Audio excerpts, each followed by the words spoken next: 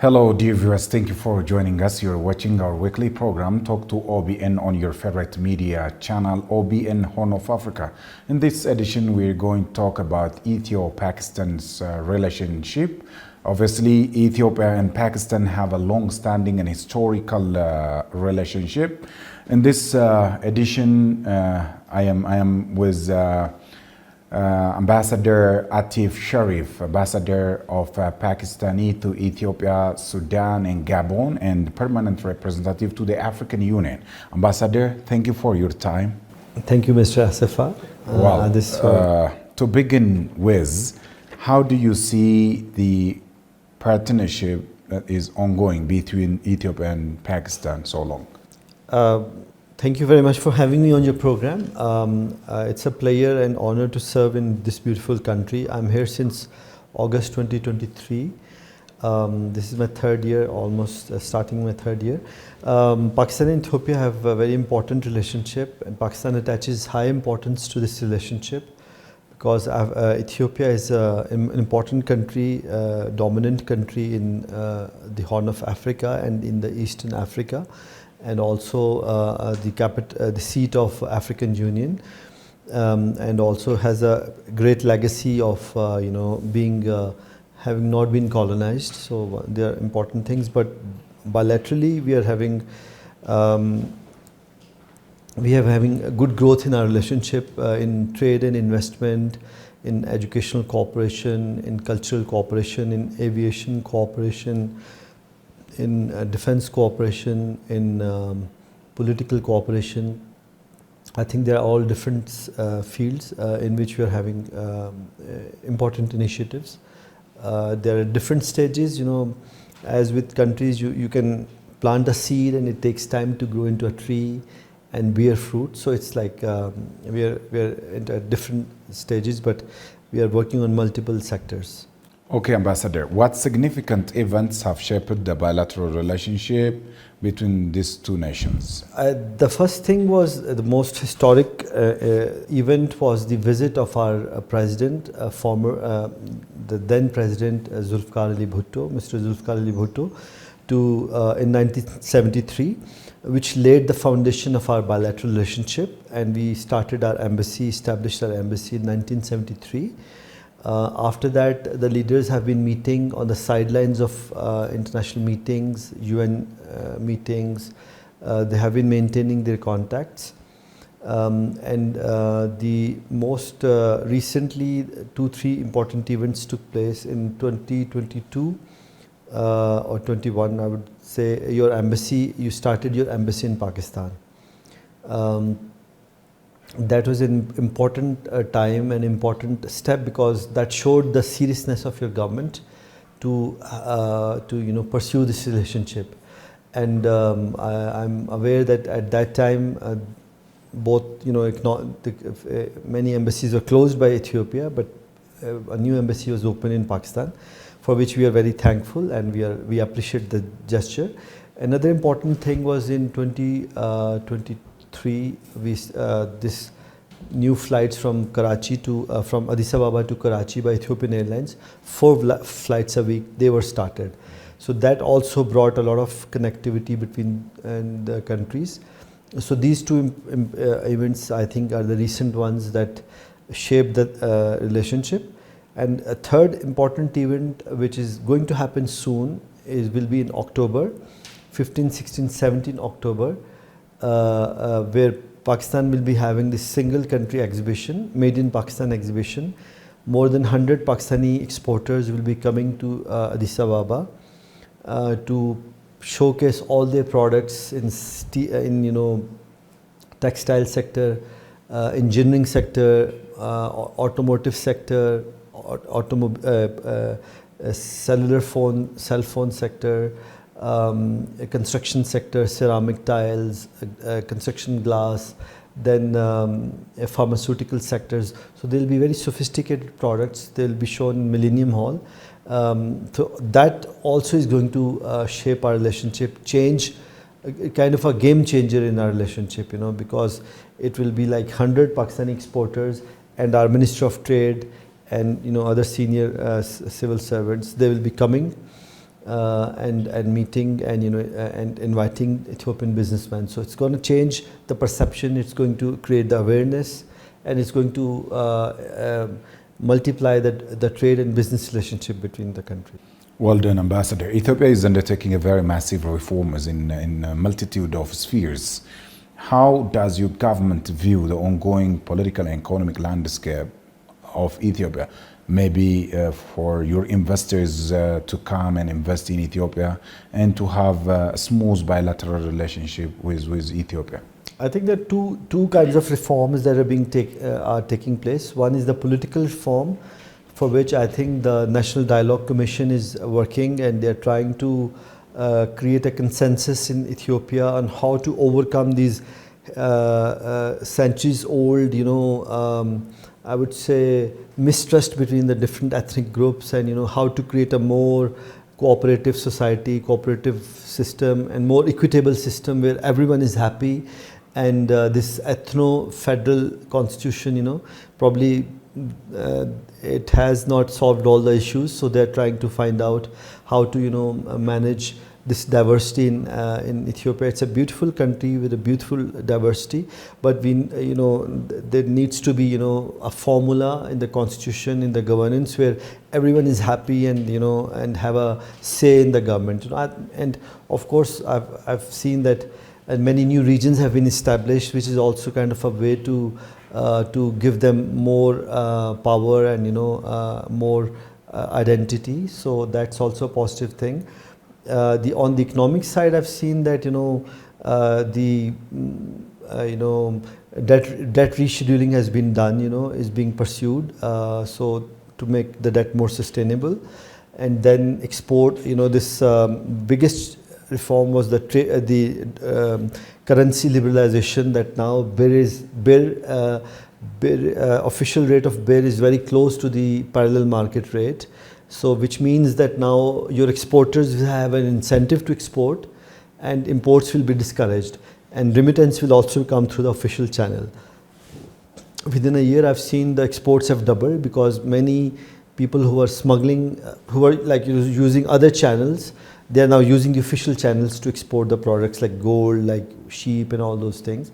That is a positive thing. Then the Ethiopian government is trying to put the private sector as the driver of the growth.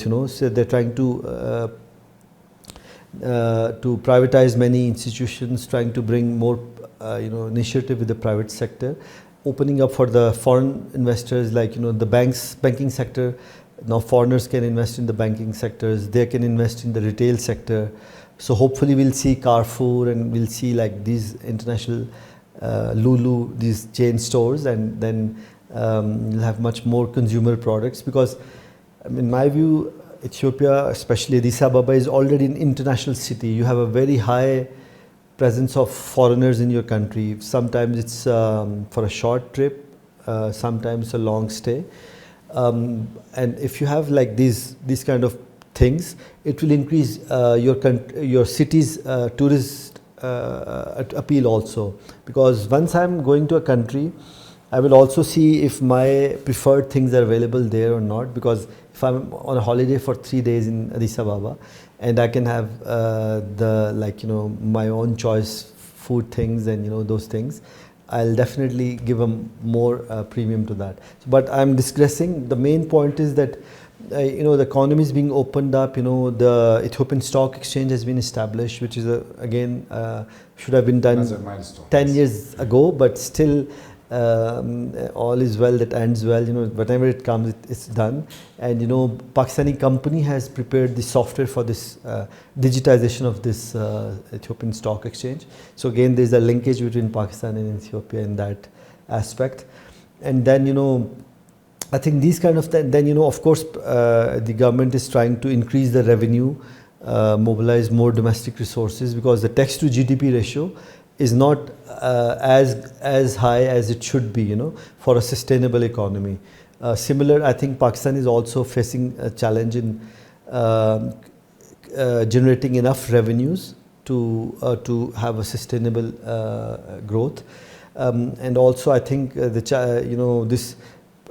trying to attract investment in this in different industries, and then the electric vehicle EV policy, though it's quite sudden, but still I think ultimately that is the end goal, is very is quite appreciable. Yeah. And these are the kind of things I can Ethiopia is being preferred by many nations, especially by many investors of specific countries, and one of the leading investors are Pakistanis. Pakistanis investors need to come and invest in Ethiopia. Can you exactly tell us the comparative advantage that Ethiopia has over other nations for investment? I think in this region, Ethiopia has the largest economy and the largest population. You're close to the Red Sea also, so hopefully once you have more diversification of the ports, so even the trading will become easier. But itself, I think the attractiveness of the market, that the cost of production is low in terms of electricity, electric cost is low. I think this is one thing. The second thing is that Ethiopian Investment Commission and the government is offering very aggressive and positive incentives. Like if I'm an investor and I put an industry here, I'll give a tax holiday for 10 years or 5 years. So which is quite good, because in that time I'll be able to recover most of my investment, So I'll feel safe that, for 5-10 years I will be able to sell my products without the taxation on it. And now with this currency liberalization, I've learned that the issue of remittance, like if I want to remit my profit, if I've earned $10 million a year and I want to send it back, it has also improved, it has, so it also makes it easier for an investor if he can take back the money, at least the profit, not the principal amount, but at least the profit.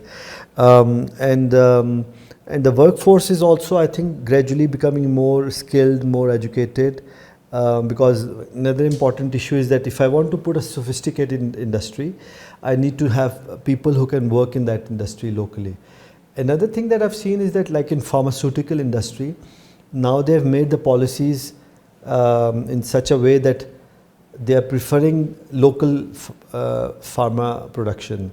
So which is again a positive thing, that if I want to invest in a pharma company, your Ethiopian pharmaceutical supply organization, they will buy first from me, and then if it's not available, then they look for the imports.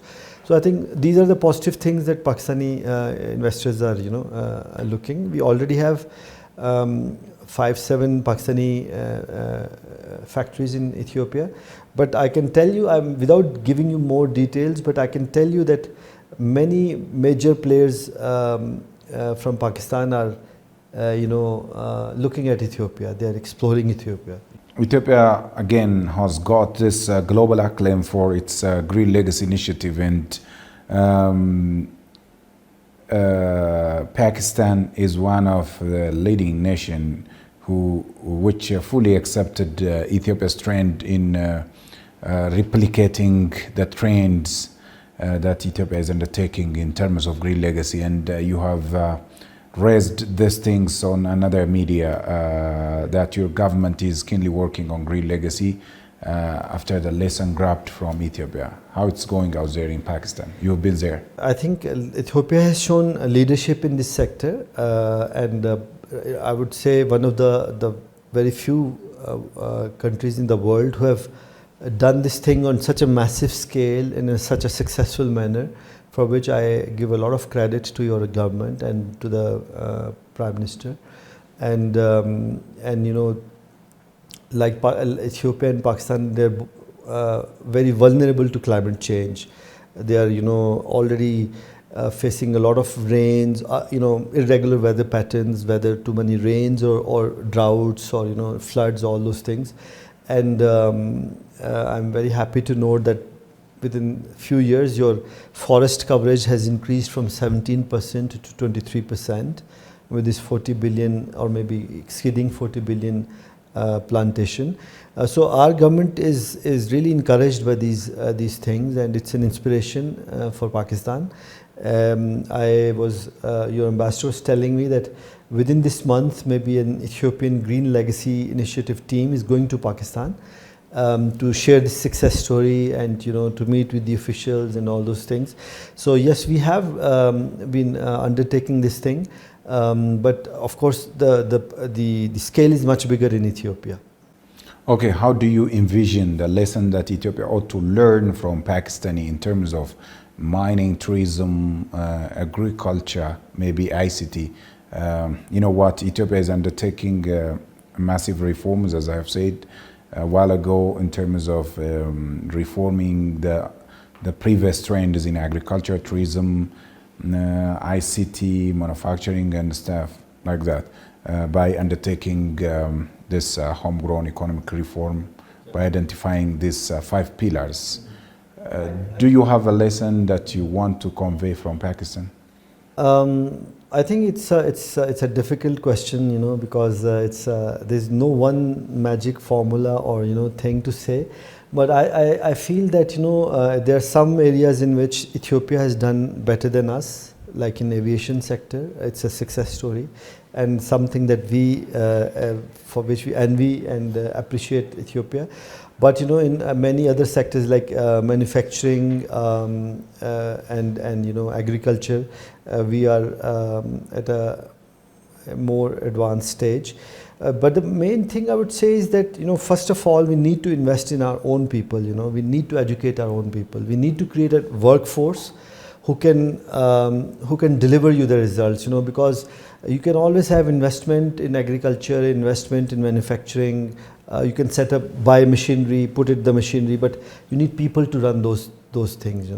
So like we are producing our 80% of our own medicines.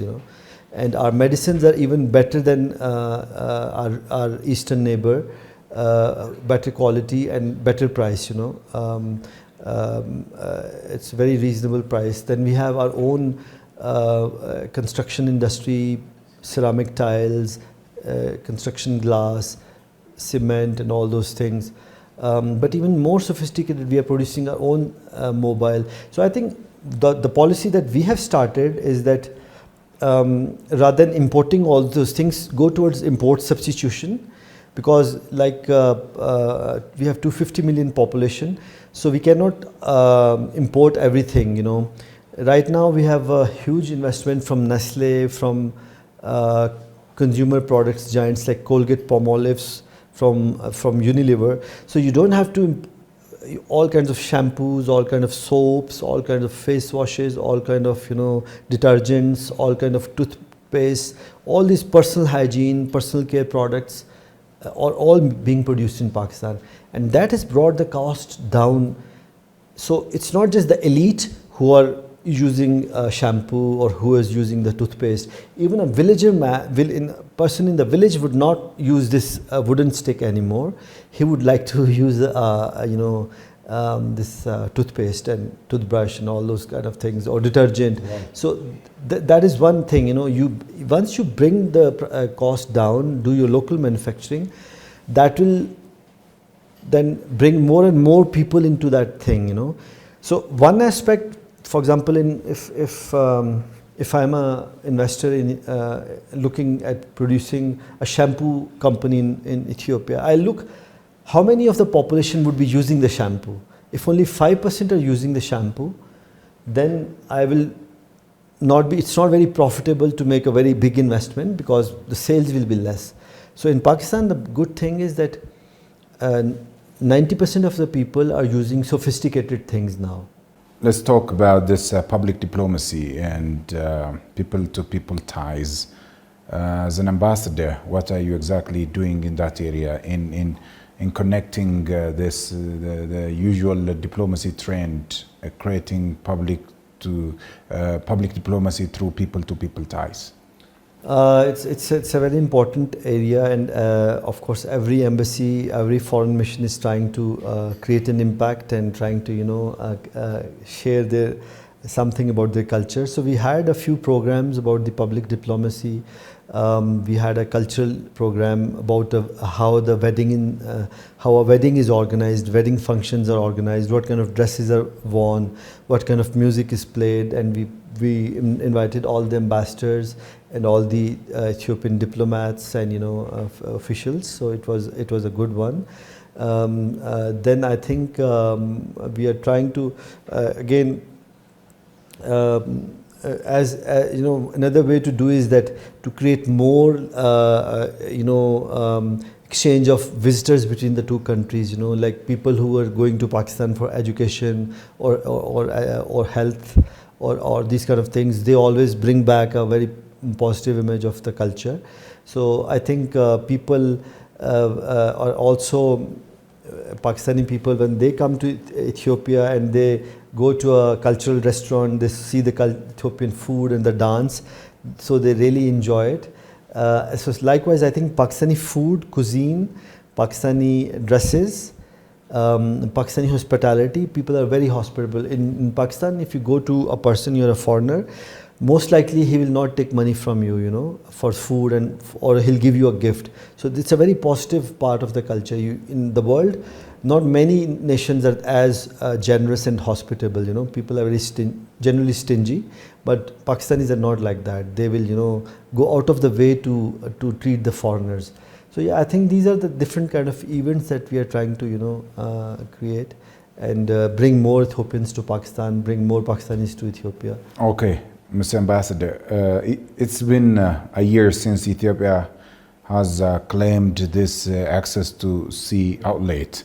And how does the government view this quest of Ethiopia? Is that legit? I think being a landlocked country, it is international, under the international law, it's Ethiopia's right to have access to seaports for commercial use. And then beyond that point, you're subject to the bilateral agreement between the two countries. If you want to use it for a naval purpose, Pakistan would support it as long as your partner country is ready to go along with it. I'll just keep it up to that. All right. The thing that Ethiopia is being appreciated is the Grand Ethiopian Renaissance Dam. And it will be inaugurated in the coming September after a month.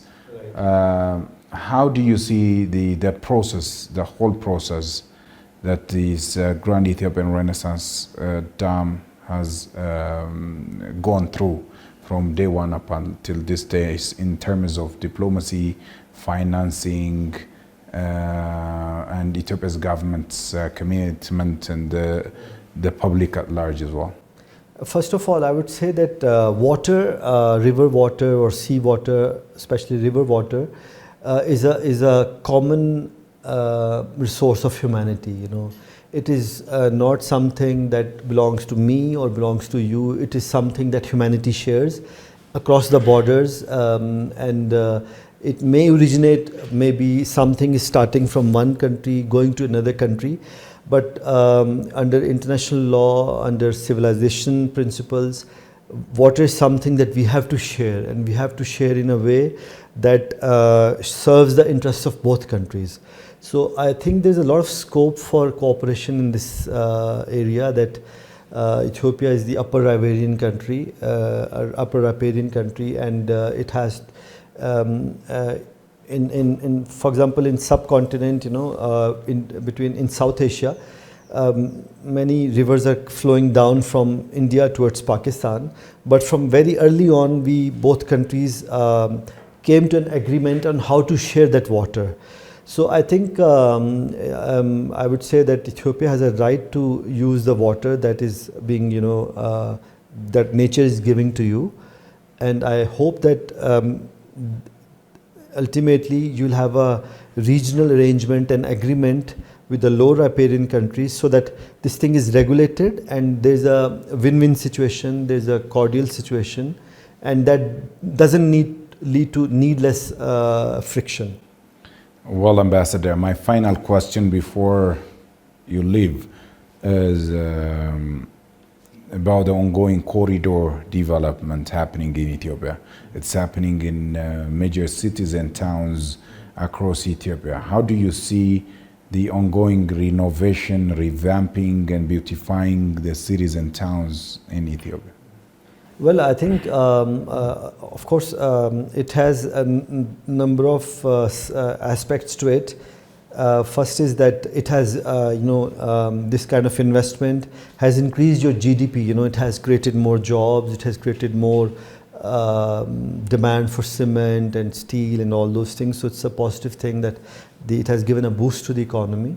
On the other side, also sometimes one has to be, if I'm a financial manager, I have to see, do I have the resources to do this thing, and can I do it in a sustainable way? So that's a challenge, and I hope that Ethiopia is doing it in a prudent manner. And I'm in fact, sometimes I'm marveled at the resources that are being utilized.